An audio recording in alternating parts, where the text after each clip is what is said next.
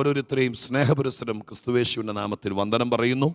സ്തോത്രം. ദൈവസന്നിധിയിൽ പ്രതീക്ഷയോടെ സമയം വളരെ ദ്രുതഗതിയിൽ ഓടിക്കൊണ്ടിരിക്കുന്നത് കൊണ്ട് ആമുഖങ്ങൾ ചുരുക്കി വേഗത്തിൽ ദൈവദിനത്തിലേക്ക് നിങ്ങളുടെ ശ്രദ്ധയെ തിരിക്കാൻ ആഗ്രഹിക്കുന്നു. 132 സങ്കീർത്തനം.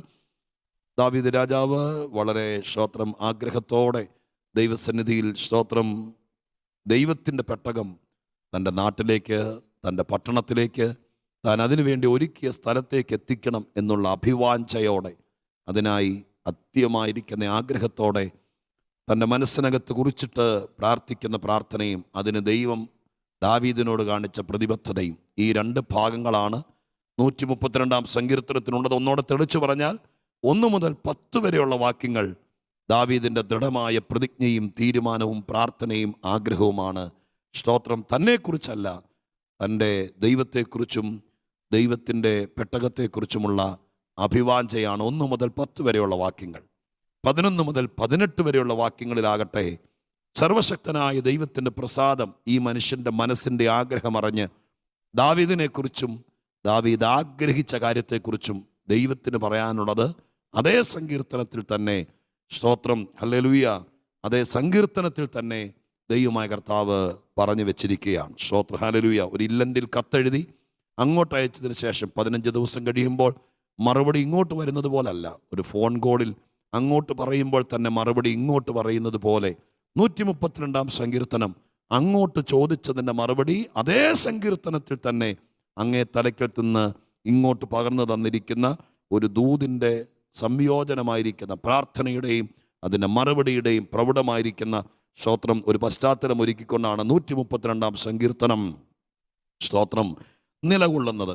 ഈ സങ്കീർത്തനത്തിൽ ദൈവത്തിൻ്റെ പെട്ടകവും പെട്ടകത്തോടുള്ള ബന്ധപ്പെട്ട കാര്യമാണ് പ്രധാന പ്രമേയം എന്നറിയാമെങ്കിലും അതിവിടെ നമ്മുടെ സഭായോഗങ്ങളിൽ അനവധി പ്രാവശ്യം പരാമർശിക്കപ്പെടുകയും നമ്മുടെ കർത്തൃദാസന്മാർ അതിൻ്റെ ചരിത്ര പശ്ചാത്തലങ്ങളും അതിൻ്റെ ഗുണഗണങ്ങളൊക്കെ പറഞ്ഞിട്ടുള്ളത് കൊണ്ട് അതിലേക്ക് അധികം പോകാതെ മറ്റു ചില കാര്യങ്ങൾ ശ്രദ്ധയിൽപ്പെടുത്താൻ ദൈവസന്നിധിയിൽ ആഗ്രഹിക്കുകയാണ്. അതുകൊണ്ട് തന്നെ അതിൻ്റെ സ്തോത്രം 132 1-ാമത്തെ വാക്യം ഞാൻ നിങ്ങളെ വായിച്ച് കളിപ്പിക്കാം. ഒരു പ്രാർത്ഥനയാണ്.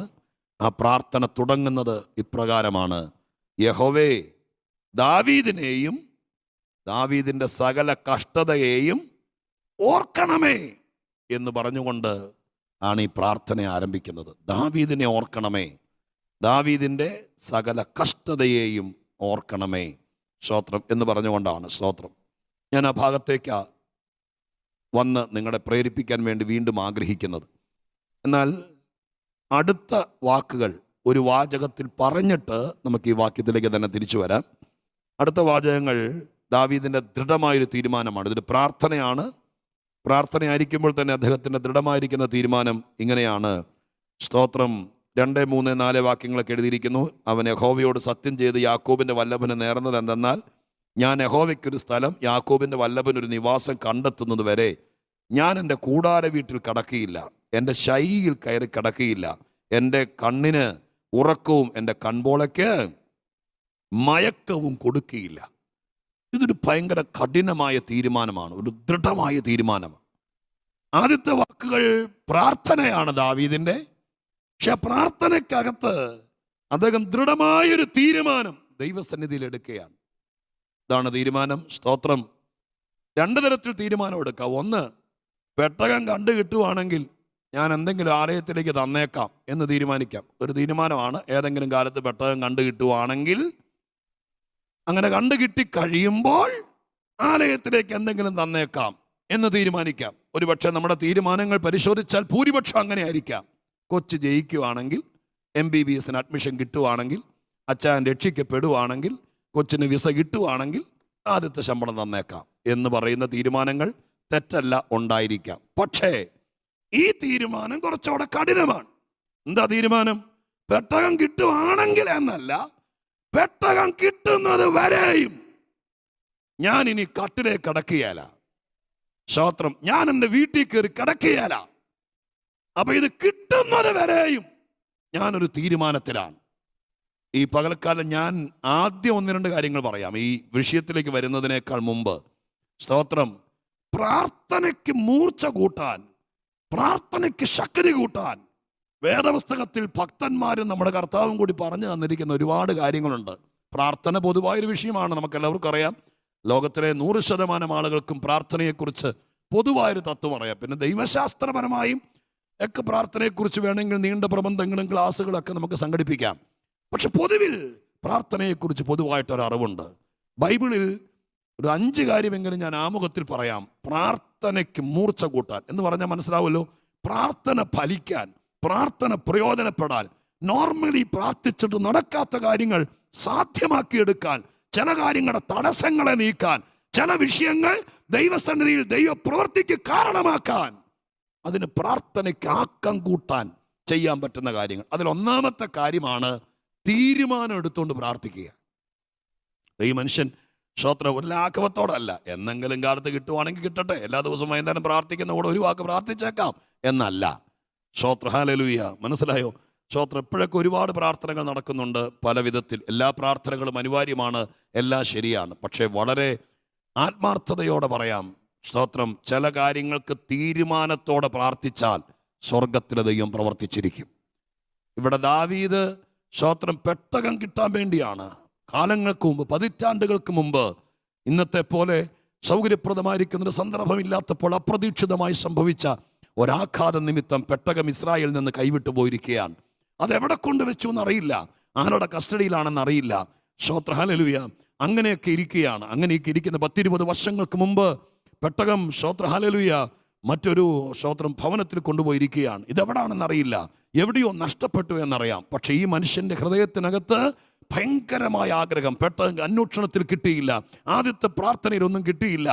അധികാരത്തിലേക്ക് വന്നതിന് ശേഷം മനസ്സ് പറഞ്ഞുകൊണ്ടിരിക്കുന്നത് പെട്ടകം കൊണ്ടുവരണം, സ്തോത്രം, പക്ഷെ കിട്ടിയില്ല. അങ്ങനെ ഇരിക്കുമ്പോൾ കണ്ടുകിട്ടാത്ത ഈ പെട്ടകത്തെ കണ്ടുകിട്ടാൻ വേണ്ടി അയാളൊരു സാധാരണ പ്രാർത്ഥനയല്ല, ദാവീദ് ഒരു പ്രാർത്ഥനക്കാരനാണ്. അദ്ദേഹത്തിൻ്റെ ഒരുപാട് പ്രാർത്ഥന ഞാൻ വേദപുസ്തകത്തിൽ കണ്ടിട്ടുണ്ട്, വായിച്ചിട്ടുണ്ട്. പക്ഷേ ഈ കാര്യത്തിൽ, ഗൗരവമേറിയ ഒരു വിഷയത്തിൽ, ഈ പ്രധാന കാര്യത്തിൽ അദ്ദേഹം ഒരു തീരുമാനമെടുത്തു. ഇത് കണ്ടെത്തുന്നത് വരെയും. അങ്ങനെയല്ല എഴുതിയിരിക്കുന്നത്. സ്തോത്രം, ഹല്ലേലൂയ. അവിടെ എഴുതിയിരിക്കുന്ന ഭാഷ മറ്റൊന്നാണെങ്കിലും അതിന് രത്നച്ചുരുക്കം ഇതാണ്: പെട്ടകം ഇസ്രായേൽ ബേത്ത്ലേഹേമിൽ ഇവിടെ വന്ന് വിശ്രമിക്കുന്നത് വരെ, അല്ലെങ്കിൽ ഇവിടെ വരുന്നത് വരെയും എന്ത് ചെയ്യുന്ന എഴുതിയിരിക്കുന്നത്? ഞാൻ എൻ്റെ കൂടാര വീട്ടിൽ കടക്കുകയില്ല, എന്റെ ശയ്യമേൽ കിടക്കില്ല, സ്തോത്രം, ഞാൻ ഉറങ്ങില്ല, സ്തോത്രം, ഉറക്കം കൊടുക്കില്ല, മയങ്ങില്ല. അങ്ങനെ ഒരു തീരുമാനം എടുത്തുകൊണ്ട് പ്രാർത്ഥിച്ചു, പെട്ടകം കിട്ടി.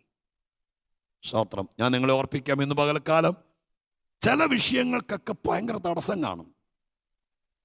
ചില കാര്യങ്ങൾ നടക്കാൻ ഒരുപാട് ബുദ്ധിമുട്ടായിരിക്കും. വർഷങ്ങൾ പ്രാർത്ഥിച്ചിട്ട് നടക്കാത്ത കാര്യങ്ങൾ ഇതുവരെ തീരുമാനമെടുത്ത് കാണും. പലരോട് പറഞ്ഞു കാണും, എൻ്റെ പാസ്റ്ററെ ഈ സംഭവം കണ്ടു കിട്ടിയാൽ ഞാൻ ഇന്നത് ചെയ്തേക്കാന്നൊക്കെ പറഞ്ഞു കാണും. അതൊക്കെ ദൈവത്തെ വിലയ്ക്ക് വാങ്ങുന്നത് പോലെയാണ്. സ്തോത്രം.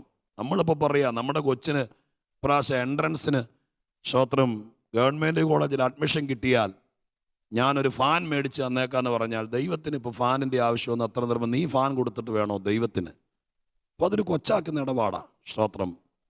നല്ല കാര്യങ്ങളായിരിക്കാം ഒരു സംഘടന എന്ന നിലയ്ക്ക്. പക്ഷെ ദൈവസന്നിധിയിൽ ചില കാര്യങ്ങൾക്ക് വേണ്ടി തീരുമാനിക്കണം. എൻ്റെ ഈ വിഷയം എനിക്ക് ന്യായമായും കിട്ടേണ്ടതാണ്, ഇത് ഇവിടെ ഇരിക്കേണ്ടതാണ്, ഇത് അന്യൻ്റെ കയ്യിൽ ഇരിക്കേണ്ടതല്ല, ഇത് ഞങ്ങൾ അനുഭവിക്കേണ്ടതാണ്, ഇത് ഞങ്ങളുടെ ദൈവം ഞങ്ങൾക്ക് തന്നതാണ്, ഇതെൻ്റെ അപ്പൻ്റെ സ്വത്താണ്, ഇത് ദൈവത്തിൻ്റെതാണ്, ഇത് മറ്റൊരുത്തൻ അനുഭവിക്കരുത്, ന്യായമായും എനിക്കുള്ളതാണ്, ഇതെൻ്റെ കുഞ്ഞിൻ്റെ അവകാശമാണ്, ഇത് ഞങ്ങൾക്കുള്ളതാണ്, എന്നെ ദൈവം വിളിച്ചതാണ്, എന്നെ ഏൽപ്പിച്ചതാണ്. ഇത് മനസ്സിലാക്കിയെങ്കിൽ ദൈവത്തോട് പറയണം, എൻ്റെ അവകാശം, എൻ്റെ കൃപ, എൻ്റെ ശുശ്രൂഷ, എൻ്റെ അനുഗ്രഹം എനിക്ക് കിട്ടേണ്ടതിന് ഞാൻ ചില തീരുമാനമെടുക്കുകയാണ്. ഹല്ലേലൂയ. ആ തീരുമാനത്തിന്റെ മേൽ ഒരിക്കലും കിട്ടാതെ വർഷങ്ങൾക്ക് മുമ്പ് എവിടെയോ അനധികൃതമായി മറഞ്ഞുപോയ, ആർക്കും ഉപയോഗമില്ലാതെ, ആർക്കും ഉപകാരമില്ലാതെ, ഇത്ര വലിയ സംഭവം, ഇത്ര വലിയ സാധനം ആർക്കും പ്രയോജനമില്ലാതെ ആരോ ഒളിച്ചു വെച്ചിരിക്കുമ്പോൾ, ആരോ മറച്ചു വെച്ചിരിക്കുമ്പോൾ, പ്രയോജനമുള്ളവന്റെ കയ്യിലേക്ക് അത് വരാൻ സ്വർഗത്തിലെ ദൈവത്തിന്റെ സന്നിധിയിൽ ഒരുവന്റെ തീരുമാനം അത് ഇസ്രായേലിലേക്ക് മടക്കി വരുത്തി. പെട്ടകം എന്ന് പറയുന്നത് കാഴ്ച വസ്തുവല്ല, ഒരാരാധന വസ്തുവല്ല. പിന്നെയോ അത് ഇസ്രായേലിൽ ഉണ്ടായിരുന്ന കാലത്ത് ചെങ്കടൽ പിളർന്നതാണ്. അതുണ്ടായിരുന്ന കാലത്ത് എരിഹോ തകർത്തതാണ്. ദാഗോന് ശക്തികളെ തകർത്തതാണ്. സ്തോത്രം, ഹല്ലേലൂയ. ഇന്ന് 20 കൊല്ലമായിട്ട് ഈ സാധനം ഒരു പണിയില്ലാതെ, അഥവാ ഒരു ഉപയോഗം ഇല്ലാതെ, ഇത്ര ശക്തിയുള്ള, ഇത്ര കഴിവുള്ള, ഇത്ര കൃപയുള്ള, ഇത്ര നന്മയുള്ള ഈ സംഭവത്തെ 20-ൽ പരം വർഷമായി പ്രയോജനമില്ലാതെ എവിടെയോ പൊടി പിടിച്ചിട്ടിരിക്കുകയാണ്.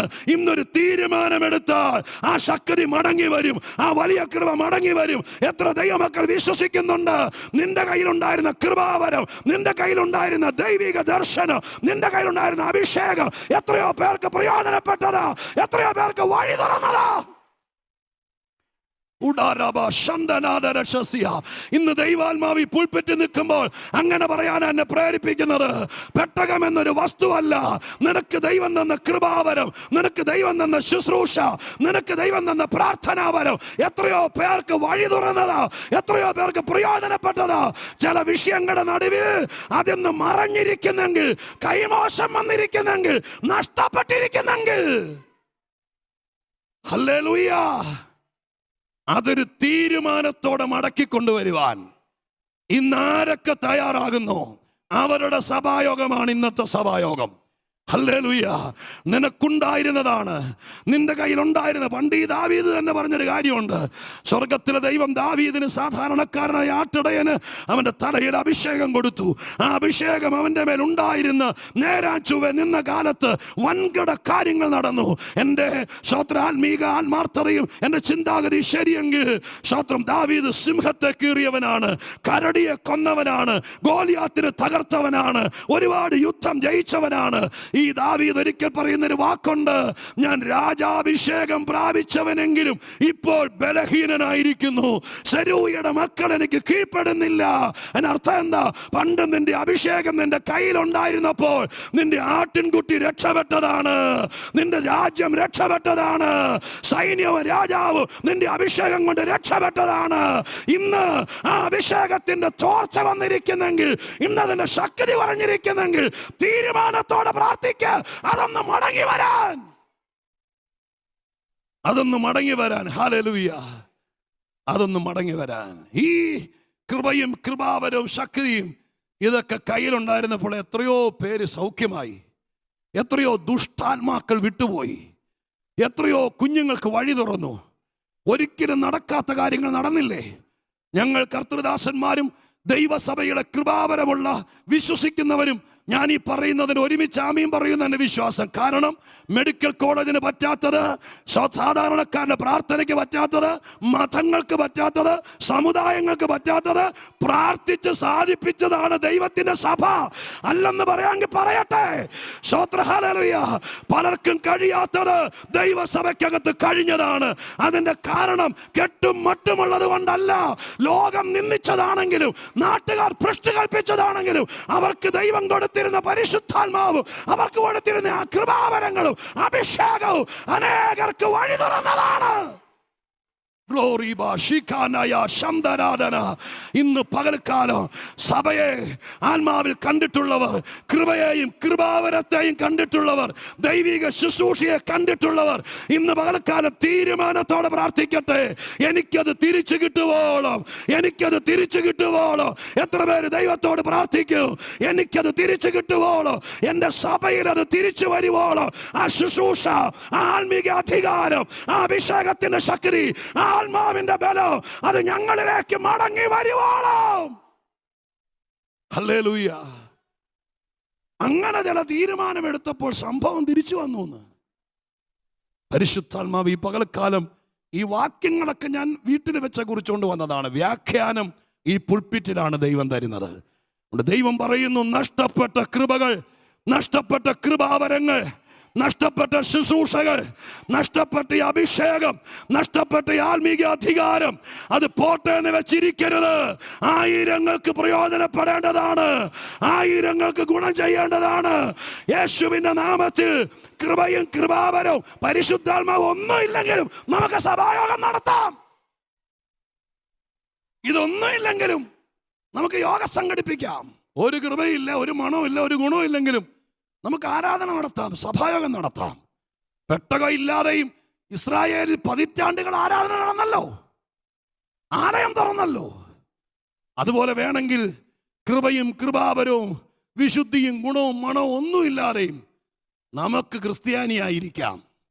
നമുക്ക് വേണമെങ്കിൽ സഭയുടെ മുൻനിരയിലോ നേതാവോ ആരെങ്കിലുമൊക്കെ ആകാം. പക്ഷെ ദൈവാത്മാവ് ഇന്ന് പകൽക്കാലം പറയുന്നു, പെട്ടകം മടങ്ങി വന്നാൽ സഭ മാറും, രാജ്യം മാറും, ശത്രു വിറയ്ക്കും, ദുഷ്ടൻ തകരും, അടഞ്ഞ വഴികൾ തുറക്കും, ദൈവപ്രവൃത്തി വെളിപ്പെടും. അതിന് ആരെങ്കിലും തീരുമാനമെടുക്കണം, ആരെങ്കിലും തീരുമാനമെടുക്കണം. ഹല്ലേലൂയ. ഉഡാരബ ശംദനാരഗശസി. ഹല്ലേലൂയ.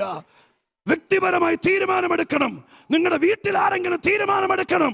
ആ പഴയ കാലം മടങ്ങി വരാൻ, ആ പഴയ പ്രാർത്ഥന മടങ്ങി വരാൻ, ആ പഴയ ശുശ്രൂഷ മടങ്ങി വരാൻ നിങ്ങളുടെ സഭയിൽ ആരെങ്കിലും തീരുമാനമെടുക്കണം. ഹല്ലേലൂയ.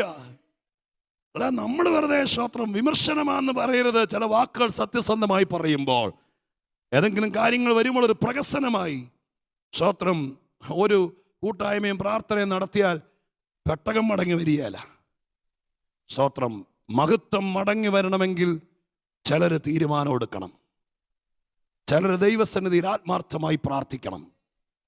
അങ്ങനെ തീരുമാനമെടുത്ത് പ്രാർത്ഥിച്ചു, പെട്ടകം കണ്ടെത്തി. ചില വിഷയങ്ങൾ അതിനിടെ നേരിട്ടെങ്കിലും പെട്ടകം അവിടെ എത്തിച്ചല്ലോ. ഇന്ന് പകലിൽ നിങ്ങൾ വിശ്വസിക്ക്, കഴിഞ്ഞ 10 വർഷമായി ജീവിക്കാൻ സമ്മതിക്കാതെ കേസും വഴക്കുമായി 10-30 കൊല്ലമായി സ്വസ്ഥത നഷ്ടപ്പെട്ടു. നിങ്ങൾക്ക് പ്രായമായി, ഇതൊക്കെ തീർന്നിട്ട് മരിക്കാൻ പറ്റുമോ എനിക്കറിയില്ല.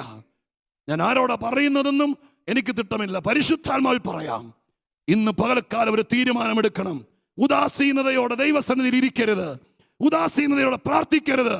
എൻ്റെ തലമുറയുടെ നന്മ കാണണം, അവളിലേക്ക് ആ കൃപ മടങ്ങി വരണം, ആ വിശ്വാസം മടങ്ങി വരണം, അവർ സഭയിൽ വരണം.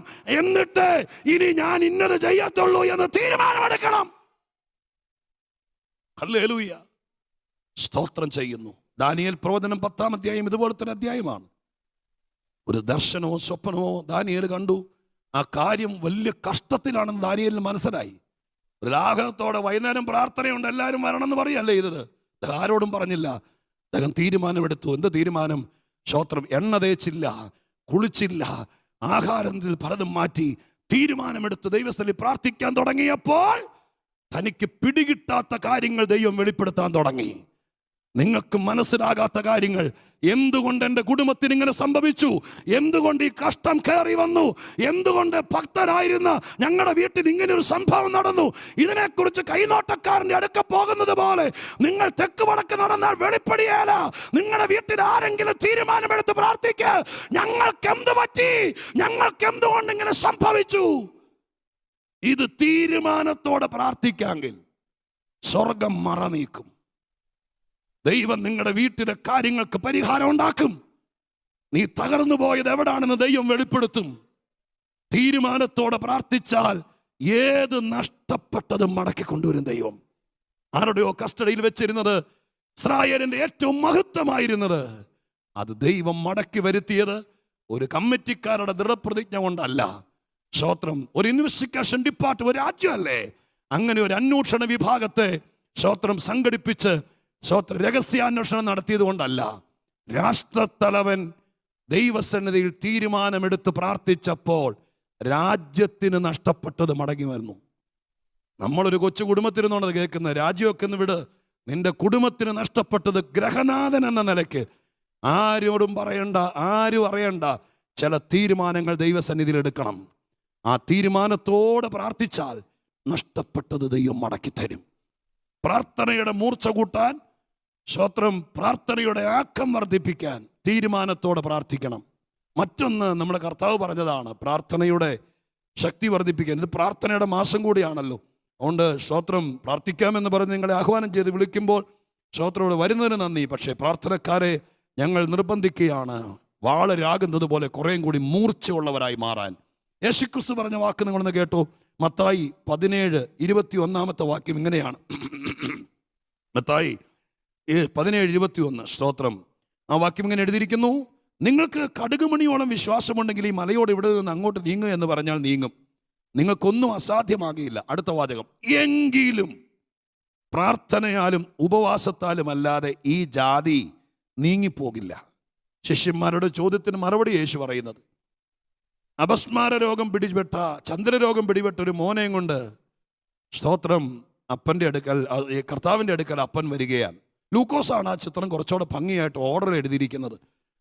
സ്തോത്രം ലൂക്കോസിന്റെ സുവിശേഷത്തിനകത്തേക്ക് ആ ഭാഗം നന്നായിട്ട് വിവരിച്ചിട്ടുണ്ട്.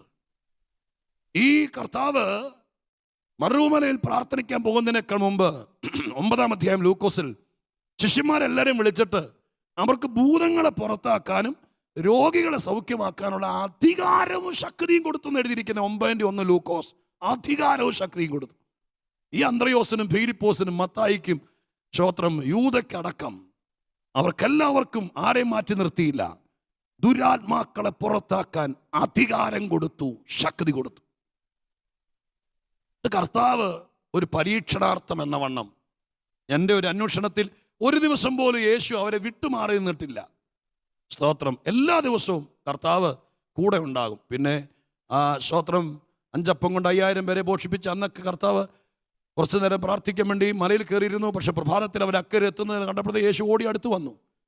ഒരു ദിവസം മുഴുവൻ യേശു മാറി നിന്നൊരു സംഭവം 3.5 വർഷത്തിനിടയിൽ എൻ്റെ ശ്രദ്ധയിൽപ്പെട്ടിട്ടില്ല. സ്തോത്രം നിങ്ങളുടെ ശ്രദ്ധയിലുണ്ടെങ്കിൽ എന്നെ ഓർപ്പിച്ചാൽ ഇനിയുള്ള പ്രസംഗത്തിൽ അത് അങ്ങനെ തിരുത്തി പറയുകയും ചെയ്യാം. ഈ ഒരു ഭാഗത്താണ് കർത്താവ് ഇവരെ വിട്ട് മാറി നിൽക്കുന്നത്. 3 പേരെയും കൊണ്ട് മറുവാനെ പോയി, ബാക്കി 9 പേരെ അവിടെ നിർത്തി. യേശു അന്ന് അവിടെ ഇല്ല. ആ സമയത്താണ് കർത്താവ് കാര്യങ്ങൾ നിയന്ത്രിക്കുന്നവനാണെന്ന് കർത്താവ് ഒരു പരീക്ഷണാർത്ഥം ഇവർക്ക് അധികാരവും ശക്തിയും കൊടുത്തിട്ടല്ലേ പോയെ. ചന്ദ്രരോഗം പിടിപെട്ടൊരു കൊച്ചനെയും കൊണ്ട് ആ സമയത്ത് യേശുവിൻ്റെ അടുക്കൽ കാണാൻ വേണ്ടി വരികയാണ് ഈ അപ്പൻ. അവിടെ വന്നു. ശിഷ്യന്മാർ 9 പേരുണ്ട്. അവർ കേസ് അറ്റൻഡ് ചെയ്തു. പക്ഷെ അവർ മുഴുവൻ പണി നോക്കിയിട്ടും ഭൂതം പുറത്തു അല്ലെങ്കിൽ രോഗസൗഖ്യമാകുന്നില്ല. സ്തോത്രം ആകപ്പാടെ ഇവരൊട്ട് പിടി വിടുകയില്ല, ഈ ചെറുക്കനൊട്ട് സൗഖ്യമാകുകയല്ല. അങ്ങനെ നിൽക്കുന്ന സമയത്ത് യേശു പ്രാർത്ഥിച്ചു കഴിഞ്ഞ് തിരിച്ചിറങ്ങി വരിക. അങ്ങനെ വരുന്ന സമയത്ത് ബഹുപുരുഷാരും ആൾക്കൂട്ടം എല്ലാം കണ്ടിട്ട് യേശു ചോദിച്ചു, എന്താ കാര്യം? അവർ പറഞ്ഞു ഇങ്ങനെയാണ്. ആ അപ്പൻ ഓടി വന്നിട്ട് പറഞ്ഞു, ഗുരു, ഞാൻ നിൻ്റെ ശിഷ്യന്മാരുടെ അടുക്കലേക്ക് എൻ്റെ മോനെയും കൊണ്ട് വന്നു, സൗഖ്യമായില്ല. യേശു ശിഷ്യന്മാരെ തിരിഞ്ഞ് ശാസിച്ചു. സ്തോത്രം, ഞാൻ എത്രത്തോളം നിങ്ങളെ സഹിക്കും അല്പവിശ്വാസികളെ എന്നൊക്കെ പറഞ്ഞിട്ട് കർത്താവ് അവനെയും കൊണ്ടുവരാൻ പറഞ്ഞു. അടുക്ക വന്നു, ഒറ്റ വാക്കിൽ ശാസിച്ചു. പുരുഷാരെ ഓടിക്കൂടുന്ന കണ്ട് ആ ആൾക്കാർ വന്നു കൂടുന്നതിനൊക്കെ അവനെ ശാസിച്ച് അവനെ സൗഖ്യമാക്കി. കുറച്ച് കാര്യങ്ങളൊക്കെ പറഞ്ഞു, തിരിച്ചുപോയി. വൈകുന്നേരം വീട്ടിൽ ചെന്നപ്പോൾ ശിഷ്യന്മാർ യേശുവിനോട് ചോദിച്ചു, കർത്താവേ, പിണങ്ങൊന്നും ചെയ്യരുത്, ഒരു കാര്യം ചോദിക്കുക.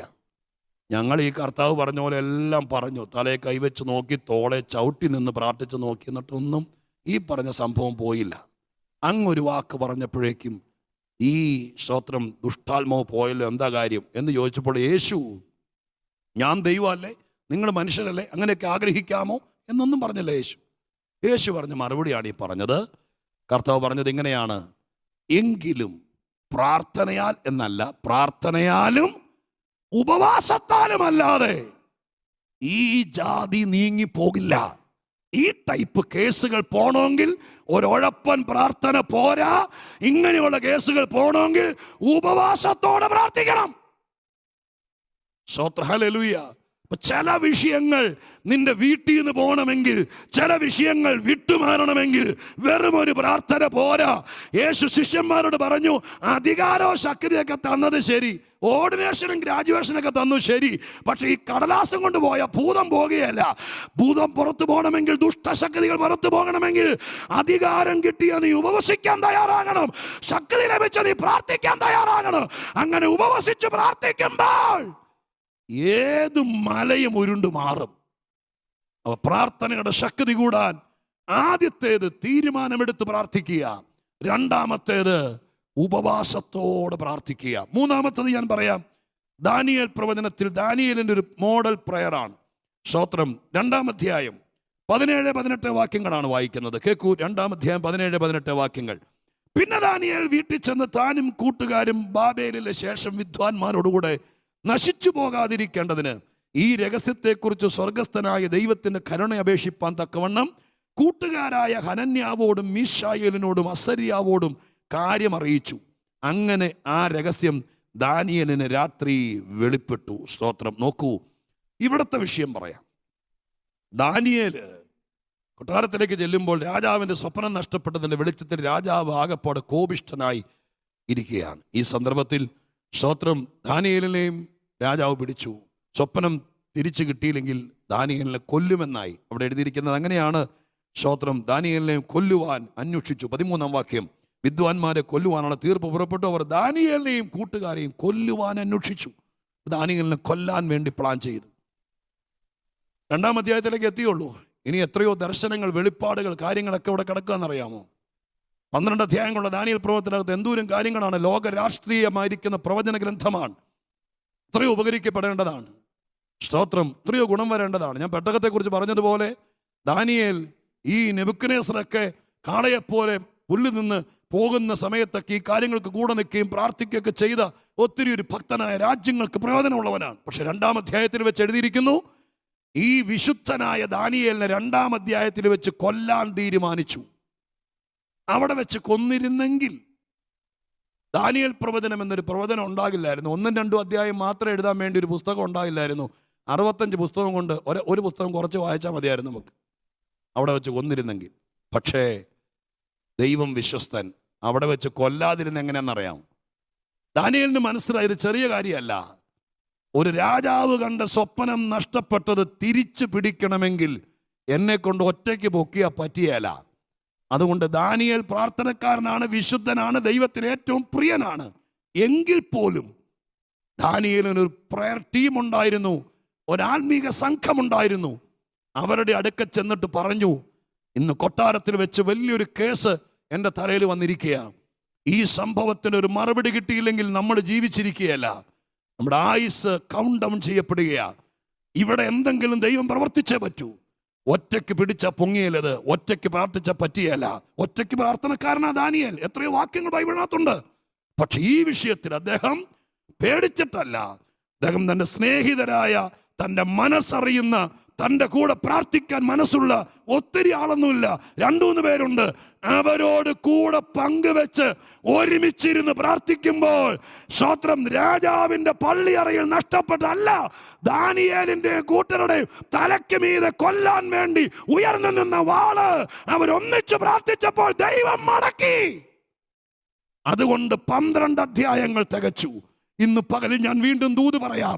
നിന്റെ ജീവിതത്തിന്റെ പൂരിപ്പിക്കേണ്ട അധ്യായങ്ങൾ തികയ്ക്കാതെ ആയുസിന്റെ മധ്യേ വെച്ച് നീ വെറും കെട്ടും പടക്കവും മടക്കി തിരിച്ചു പോരേണ്ടി വരുമെന്ന് എഴുതി അങ്ങനെ നിന്നെ ഒതുക്കാൻ വേണ്ടി, ഇല്ലാതാക്കാൻ വേണ്ടി വന്നിരിക്കുന്ന നിന്റേതല്ലാത്ത വിഷയം, ഇത് രാജാവിന്റെ വിഷയം ഇവന്റെ മണ്ടയിൽ വന്ന് വീണതാണ്. മറ്റൊരുത്തിന്റെ വിഷയം നിന്റെ തലയിൽ വന്ന് വീണിട്ട് നിനക്ക് ഊരിപ്പോരാൻ പറ്റാതെ നിന്റെ തലയ്ക്ക് മീതെ വാൾ ഉയർന്നു നിൽക്കുമ്പോൾ, സഹോദര, ഞാനൊരു ദൂത് പറയാം. നിനക്ക് വേണ്ടി പ്രാർത്ഥിക്കാൻ ചിലരുണ്ട്. അങ്ങനെ ചിലർ നിനക്കുണ്ടായിരിക്കണം. നിനക്ക് ഒറ്റയ്ക്ക് പ്രാർത്ഥിച്ചിട്ട് പറ്റുന്നില്ലെങ്കിൽ കൂടെ ഇരുന്ന് പ്രാർത്ഥിക്കാൻ ചിലരുണ്ടാകണം. അവരൊന്നിച്ചിരുന്ന് പ്രാർത്ഥിച്ചു. 3-മത്തെ, ഒരു നോർമൽ പ്രാർത്ഥന കൊണ്ട് നടക്കുന്നില്ലെങ്കിൽ തോക്കരുത്, ഉഴപ്പരുത്, ഉദാസീനരാകരുത്, പ്രാർത്ഥനയും പ്രാർത്ഥനക്കാരെയും കുറ്റം പറയരുത്, ദൈവത്തെ പള്ളു പറയരുത്. ചെറുക്കന്മാരാരെങ്കിലും കേൾക്കുന്നുണ്ടെങ്കിൽ, സ്തോത്രം, ചെറുക്കന്മാരെന്ന് പറഞ്ഞത് മനഃപൂർവ്വം പറഞ്ഞത് കേട്ടോളണം. കേൾക്കുന്നുണ്ടെങ്കിൽ നീ ചോദിക്കരുത് അമ്മയോട്, അമ്മ ഇത്രയും നാളും പ്രാർത്ഥിച്ചിട്ട് എന്നെ ഉണ്ടായി, സ്തോത്രം, അപ്പം ചോദിക്കരുത്. നീ ഒറ്റയ്ക്ക് പ്രാർത്ഥിച്ചിട്ട് കിട്ടിയില്ലെങ്കിൽ അമ്മയെ കുറ്റം പറയരുത്, നിന്റെ ഉപദേശിയെ കുറ്റം പറയരുത്. നീ ചിലരുടെ കൂടെ ഇരുന്ന് പ്രാർത്ഥിക്കണം. ആരോടെങ്കിലും പ്രാർത്ഥിക്കാൻ പറഞ്ഞ് വാട്സാപ്പ് അയച്ച് 500 രൂപ അയച്ചു കൊടുത്തിട്ട് നീ കറങ്ങിയാൽ പോരാ. നീ ചിലരുടെ കൂടെ ഇരുന്ന് പ്രാർത്ഥിക്കണം. പ്രാർത്ഥിക്കുന്നവരുടെ കൂടെ ഇരുന്ന് പ്രാർത്ഥിക്കണം. അവരെ നിന്റെ വീട്ടിലേക്ക് വിളിക്കണം, അല്ലെങ്കിൽ നീ അവരുടെ വീട്ടിലേക്ക് ചെല്ലണം. അവിടെ ഇരുന്ന് പ്രാർത്ഥിക്കണം. അവിടെ ഇരുന്ന് പ്രാർത്ഥിക്കുമ്പോൾ നഷ്ടപ്പെട്ട സ്വപ്നങ്ങൾ, നിന്റെ ജീവൻ അപകടമായിരിക്കുന്നത്, നിനക്ക് മുന്നോട്ട് പോകാൻ പറ്റാത്തത്, നിന്റെ അധ്യായങ്ങളെ വെട്ടിക്കുറയ്ക്കുന്നത്, നിന്റെ ശുശ്രൂഷ ഇല്ലാതാക്കുന്നത്, നീ ഇവിടെ വന്നത് ഗുണമില്ലാതെ പോകുന്നത്, നിന്നെ കുറിച്ചുള്ള ദൈവിക പ്ലാനുകൾ നശിപ്പിക്കുന്ന ചില ആലോചനകളും അതിൻ്റെ പുറകിലെ വാളും ദൈവം ഇന്ന് പകൽക്കാലം മടക്കും. അതിന് വേണ്ടത് എന്നാന്നറിയാമോ? പ്രാർത്ഥിച്ചിട്ട് കിട്ടിയില്ലെന്ന് പറഞ്ഞുകൊണ്ട് കൊഞ്ഞനം കുത്തി കാണിക്കരുത്. ഇരുന്ന് പ്രാർത്ഥിക്കണമെന്ന്. പ്രാർത്ഥന വരമുള്ളവരുടെ കൂടെ ഇരിക്കണം. അതിനുവേണ്ടി ദൈവത്തിന്റെ പാദപീഠത്തിൽ സമയം കണ്ടെത്തണം. അങ്ങനെ പ്രാർത്ഥിക്കുമ്പോൾ നിനക്കെതിരെയുള്ളത് മാറിപ്പോകും. പ്രാർത്ഥനയുടെ മൂർച്ച കൂട്ടാനുള്ള വഴി പറഞ്ഞു തരിക ദൈവ സങ്കീർത്തനത്തിലൂടെ. ബൈബിൾ ക്ലാസ് അല്ല, സങ്കീർത്തന പ്രബോധനമാണ്. പക്ഷേ ഞങ്ങൾ ആഗ്രഹിക്കുന്നു നിങ്ങൾ തോക്കരുത്. നിങ്ങളുടെ ശത്രുക്കൾ ചോദിക്കും, നിന്റെ ദൈവം എന്തിയെ, നീ എന്നും പ്രാർത്ഥനയ്ക്ക് പോയിട്ട് എന്തിയെന്ന് ചോദിക്കുമ്പോൾ, ഒരു കണക്കിന് സ്തോത്രം, പ്ലാസ്റ്റിക് കടലാസ് തീ കാണുമ്പോൾ ചുരുളുന്നത് പോലെ പുറകോട്ട് ചുരുളരുത്. നീ ആത്മാവിൽ പറയണം, എന്ത് വില കൊടുത്തും എൻ്റെ മഹത്വം ഞാൻ മടക്കിക്കൊണ്ടുവരും, എൻ്റെ കുടുംബത്തിൻ്റെ മഹത്വം ഞാൻ മടക്കിക്കൊണ്ടുവരും, എൻ്റെ കുഞ്ഞുങ്ങളുടെ ജീവിതം ഞാൻ മടക്കിക്കൊണ്ടുവരും. അതിന് വേണ്ടി ഇനി ആ കാട്ടിലെ കടന്നില്ലെങ്കിലും വേണ്ടില്ല, മുറ്റത്ത് കടന്നാലും വേണ്ടില്ല, ആഹാരം മാറ്റി വച്ചാലും വേണ്ടില്ല, എങ്ങനാണെങ്കിലും മടക്കിക്കൊണ്ടുവരുമെന്നുള്ള തീരുമാനത്തിലെത്തണം.